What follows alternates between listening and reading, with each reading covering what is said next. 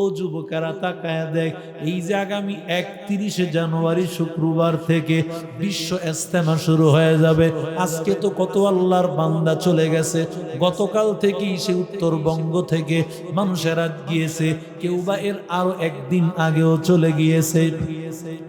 ওরে আল্লাহর বান্দা যুবক, ও যুবক, তোমার মতো কত যুবক তাকায়া দেখ, ওই আল্লাহর বান্দারা ওই ইজতেমার ময়দানে যাবে, দেখবা সেখান থেকে গিয়ে এক চিল্লায় চলে যাবে। কথা বলেন ঠিক কি? এরপরে দেখবা এক চিল্লা সেই রমজান চলে আসবে। দেখবা আল্লাহর বান্দার সুন্নতি জামা, সুন্নতি পোশাক আল্লাহ এমন পরিবর্তন করে দেন, কারণ ওই ময়দানটা পরিবর্তনের ময়দান। ওরে আল্লাহর বান্দা, 31শে জানুয়ারি, 1 ফেব্রুয়ারি, 2রা ফেব্রুয়ারি রবিবার দিন মুনাজাত হয়ে যাবে সকাল 9টার দিকে। ওরে বান্দা, এমন বরকতি মজমার পাবি না। আমার আল্লাহর দয়া পাইতে হইলে ইজতেমার ময়দানে যাওয়া লাগবে, উজানির ময়দানে যাওয়া লাগবে, চরমনের ময়দানে, ঠিক কিনা? ওরে আল্লাহর বান্দা যুবক, কেমন আল্লাহ রহমান, আমার আল্লাহ কেমন রহিম, আমার আল্লাহ কেমন দয়ার সাগর, কেমন মায়ার সাগর। ওরে বান্দা, ও নবীর আশিক উম্মতের দল, ওরে আল্লাহর বান্দা, আমার আল্লাহ তাআলা কেমন দয়ার সাগর, কেমন মায়ার সাগর। দুনিয়ার জমিনে এমন কোন জায়গা পাবেন না, বিগত দিনের যত কিছু আছে সব কিছু কিন্তু একটা লিস্টি থাকে কম্পিউটারে, ওটা কোনোদিন মুছে যায় না। আমার আল্লাহ এমন দয়ার মাওলা, আমার আল্লাহ এমন দয়ার সাগর। বান্দা যখন গুনাহ থেকে তওবা করে, গুনাহ থেকে তওবা করে, এমন দয়ার সাগর আল্লাহ, সাথে সাথে আল্লাহ তাআলা গুনার খাতাটাকে আল্লাহ পরিবর্তন করে মুছে দিয়া সব গুনাহগুলো আল্লাহ নেকের দ্বারা পরিবর্তন করে দেয়। ইল্লা মান তাবা ওয়া আমানা ওয়া আমিলা আমালান সলিহা ফাউলাইকা ইউবাদদিলুল্লাহু সাইয়্যাতিহিম হাসানাত। আল্লাহ বলে, রে ও গোলাম, আমি আল্লাহ এত দয়ার সাগর, যেই বান্দা আমি আল্লাহ তাআলার উপর ঈমান আনে, ওরে আল্লাহর বান্দা, গুনার কথা মনে করিয়া ময়দানে আসার পরে কত বান্দায় বয়ানের পরে আসিয়া হাউমাউ করে কাঁদে আর বলে, দোয়া করিয়ে আর যেন আল্লাহ নামাজ না ছাড়াই, দোয়া করিয়ে আল্লাহ যেন নামাজ পড়ার তৌফিক দে। ও আল্লাহর বান্দা, গুনার কথা মনে করিয়া চোখের 2 ফোঁটা যখন পানি ফালায়া দেয়, আল্লাহ বলে, ও বান্দা, চোখের পানিটা তোর নাকের ডগা আসার আগে আমি আল্লাহ তোর সব গুনাহ মাফ করে দে। আশায় আশায় জনম গেল খোদা, না চাইলা ফিরিয়া, আর কত কাল থাকবো মাবুদ তোমার দিদার পানে চাইয়া, আর কত কাল থাকবো মাবুদ তোমার দিদার পানে চাইয়া। আশায় আশায় জনম গেল খোদা, না চাইলা ফিরিয়া, আর কত কাল থাকবো মাবুদ তোমার দিদার পানে চাইয়া, আর কত কাল থাকবো মাবুদ তোমার দিদার পানে চাইয়া। আমি তোমার সনে কইব কথা, তোমার সনে কইব কথা কবরেতে শুইয়া,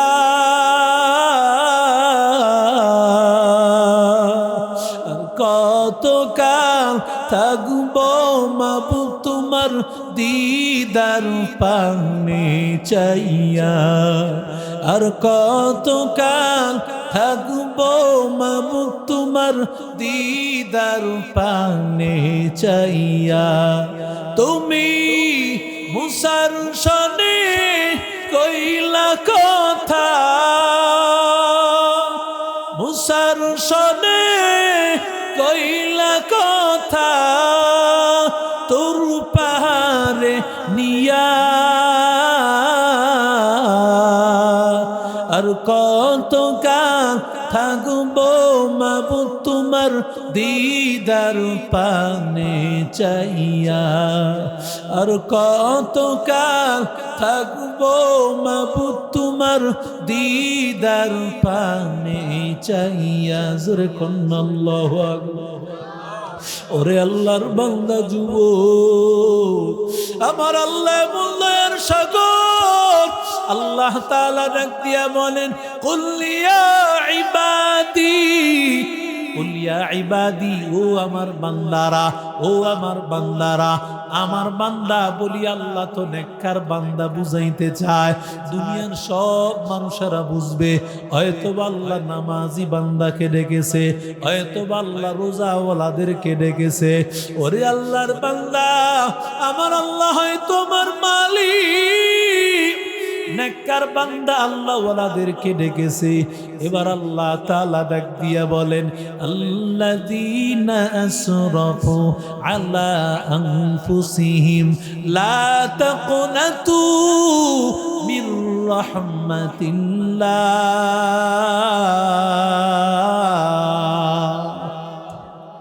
আল্লাহ ডাক দিয়া বলেন, ও গুনাহগারের দল, যারা গুনাহ করেছো, ওরে আল্লাহর বান্দা, দুনিয়ার মানুষ চুরি করলে মানুষ কিন্তু তারে চোর কইয়া ডাক দেয়। কথা কন না কেন? ও জাউলের মুসলমানেরা ডাকাতি করলে কি বলে ডাক দেয়? আর জোরে বলেন, সন্ত্রাসী করলে কি বলে ডাক দেয়? আমার আল্লাহ কেমন দয়ার সাগর,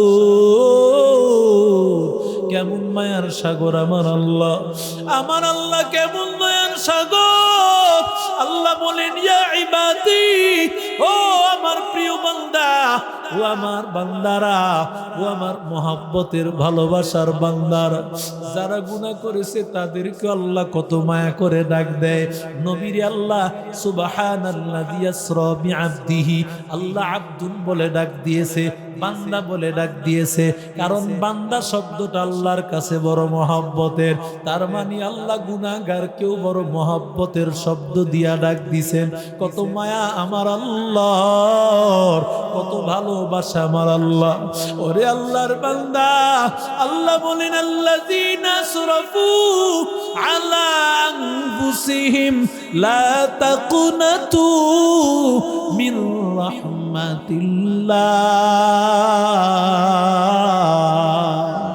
আল্লাহ বলে, নো গুনাহগারের দল, যারা গুনাহ করেছো, আমি আল্লাহর গুনামায় আল্লাহর রহমত থেকে নিরাশ হও না রে বান্দা।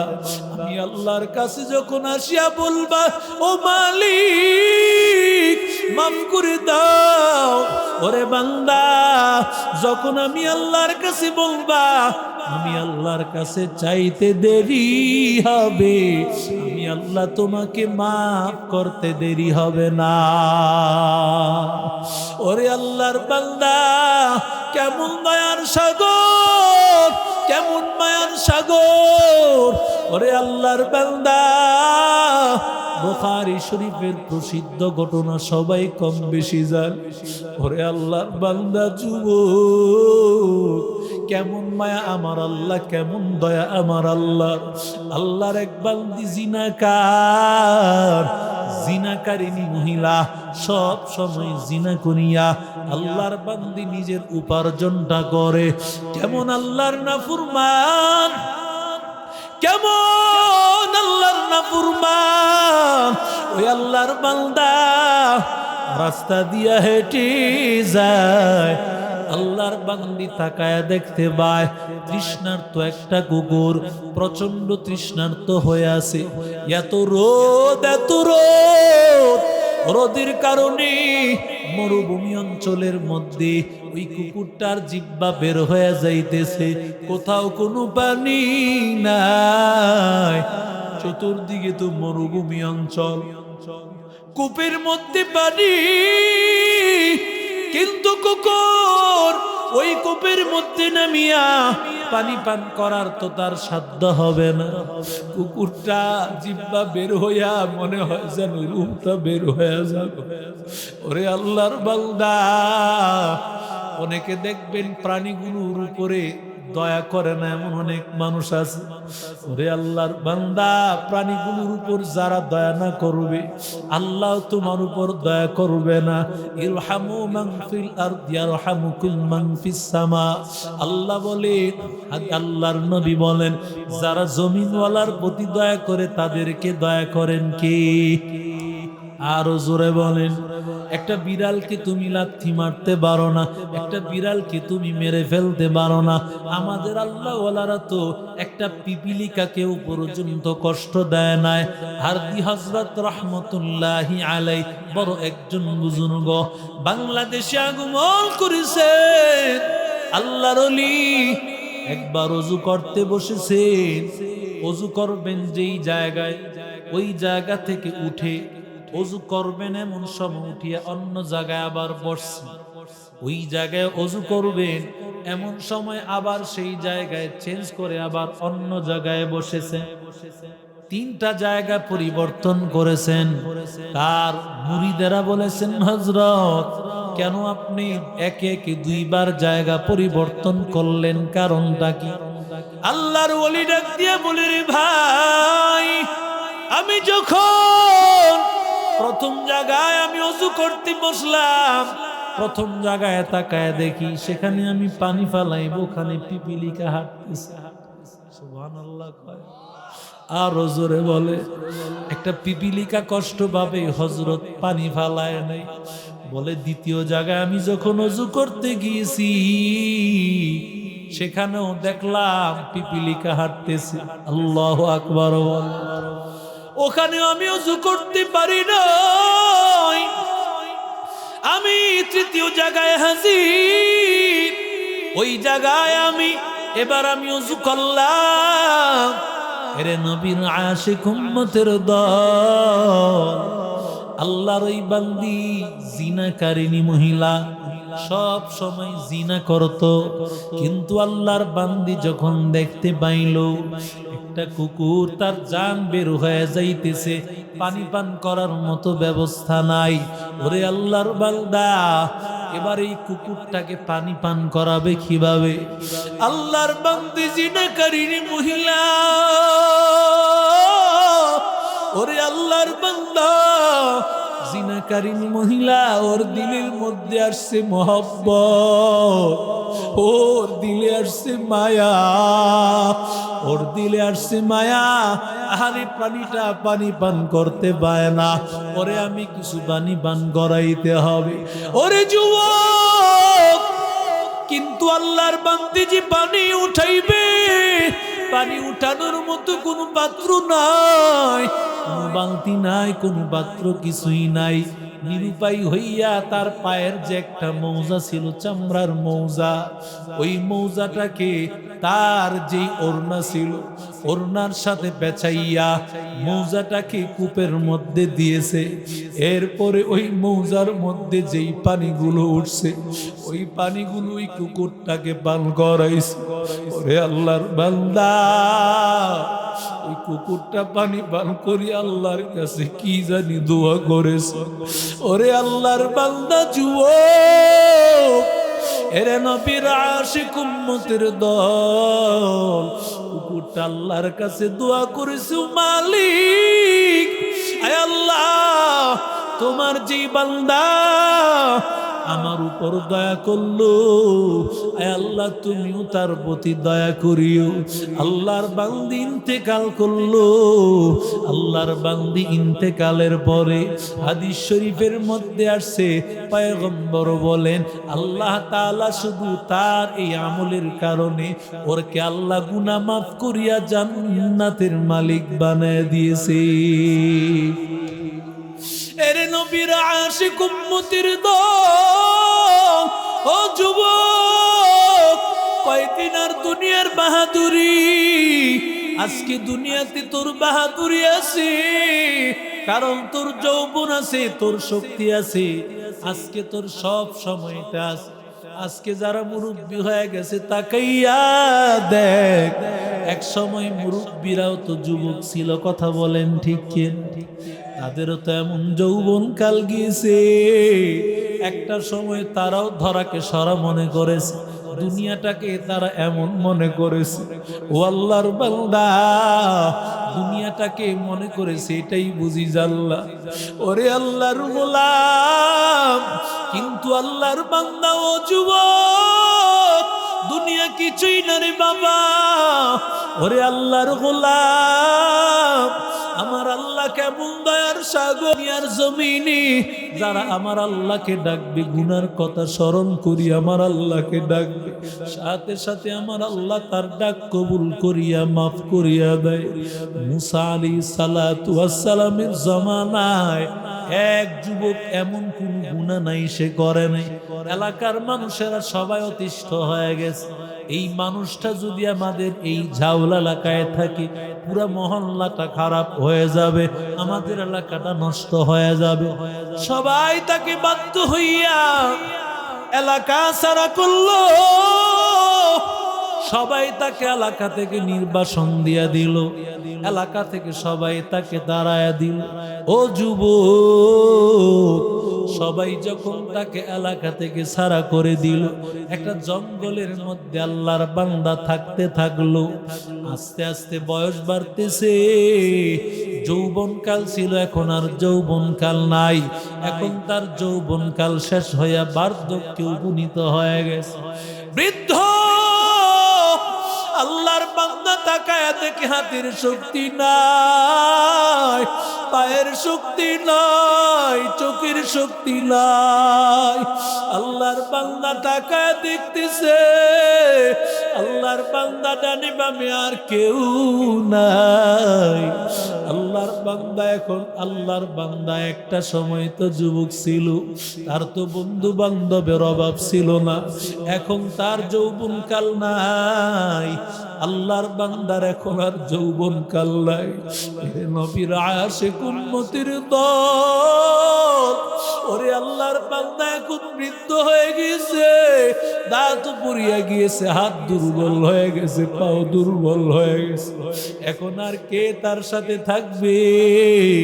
এমন সময় ডানে তাকায়া দেখো, ফায়ার ইয়ামিনাহু, আল্লাহর বান্দা ডানে তাকায়ছে, সেখানেও তাকায়া দেখে কেউ নাই। ফায়ার ইউসরাহু, বামে তাকায়া দেখেও কেউ নাই, কোন দিকে তার বন্ধু বান্ধব বলতে কেউ নাই। এবার আল্লাহর বান্দার দিলের মধ্যে আসছে আল্লাহর ভয়। আল্লাহকে ডেকে বলে, ও মালিক, ও আল্লাহ, আমাকে মাফ করে দাও, আমাকে ক্ষমা করে দাও। এ আল্লাহ, তুমি ছাড়া আমার আপন কেউ নাই রে আল্লাহ। আয় আল্লাহ, আমাকে ক্ষমা করে দাও। আয় আল্লাহ, তুমি ছাড়া আমার আপন কেউ নাই। আয় আল্লাহ, আমাকে ক্ষমা করে দাও। আল্লাহর বান্দা দুনিয়া থেকে চলে গেল।